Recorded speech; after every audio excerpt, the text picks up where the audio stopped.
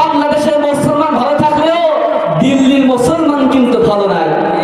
আজকে বাংলাদেশের মুসলমান ভালো থাকলেও অন্যান্য জায়গায় মুসলমানরা কিন্তু লাঞ্ছিত, বঞ্চিত, অপমানিত। কথা বলেন ঠিক কিনা? আজকে মুসলমানরা বাংলাদেশে ভালো থাকলেও ফিলিস্তিনের শিশুরা, ফিলিস্তিনের নারীরা, ফিলিস্তিনের ভাইরা, ইসরায়েলের জন্য আজকে ফিলিস্তিনের ভাইরা কিন্তু ভালো নাই। কথা বলেন ঠিক কিনা? এমন ভাবে প্রত্যেকটা জায়গায় মুসলমান আজ অপমানিত, লাঞ্ছিত, তাদের উপর অত্যাচার, জুলুম লেগে আছে। কথা বলেন ঠিক কিনা? আজকে দেখেন এখানে লেখা হয়েছে তাফসীরুল কোরআন মাহফিল। আজকে তাফসীরুল কোরআন মাহফিল, তাফসীর অর্থ ফাঁস করা, তাফসীর অর্থ প্রকাশ করা। আর তাফসীর অর্থ প্রকাশ করা কি? প্রকাশ করা গোপন কথা। এই ওয়াজ মাহফিলে, এই তাফসীর মাহফিলে হক কথা বলার কারণে, তাফসীর করার কারণে, সত্যিকারের তাফসীর ফাঁস করার কারণে কিছু নামধারী মুনাফিক, মুসলমান নামধারী মুনাফিকের মুখোশ খুলে গেছে। কথা বলেন ঠিক কিনা? সেই জন্য সব জায়গায় বাধা হয়, ওরস মাহফিলে বাধা হয় না, ওয়াজ মাহফিলে বাধা হয় না। কেন তাফসীর মাহফিলে বাধা হয় শুনবেন?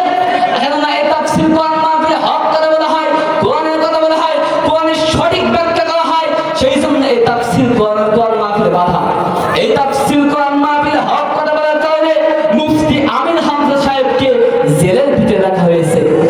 আজকে পবিত্র তাফসীরুল কোরআন মাহফিলে হক কথা বলার কারণে আল্লামা মামুনুল হক সাহেবকে জেলের ভিতরে রাখা হয়েছে। কথা বলেন, আজকে পবিত্র তাফসীরুল কোরআন মাহফিলে হক কথা বলার কারণে সকলের ভাইরাল ভাই আল্লামা দেলাওয়ার হোসেন সাইদি সাহেবকে শহীদ করা হয়েছে। কথা বলেন ঠিক কিনা? কিন্তু আজকে সেই তাফসীরুল কোরআন মাহফিলে, ওয়াজ মাহফিলে কিন্তু বাধা নাই। তার একটাই কারণ, 24-এ বাংলাদেশের ছাত্র আন্দোলনে এই ছাত্র বীররা, ছাত্র যুবক ভাইরা প্রমাণ করে দিয়েছে বর্তমান বাংলাদেশ স্বাধীন বাংলাদেশ। কথা বলেন ঠিক কিনা? কেননা এই স্বাধীন বাংলাদেশে প্রাণ দিয়েছে আপনার আমার ভাই মুগ্ধ, আপনার আমার ভাই আবু সাইদ, আবু সাইদদের প্রাণের বিনিময়ে, মুগ্ধদের প্রাণের বিনিময়ে আজকে আমরা বাংলাদেশ স্বাধীন পেয়েছি। কথা বলেন ঠিক কিনা? সেই সমস্ত শহীদদের উপর আমরা প্রাণ ঢালা শুভেচ্ছা জানাই। কেননা তাদের জন্য আমরা সুন্দর স্বাধীন বাংলাদেশ পেয়েছি। আমি আব্দুল্লাহ আল আসিফ বিপ্লবী আপনাদের কাছ থেকে দোয়া নিয়ে এখনই চলে যাব।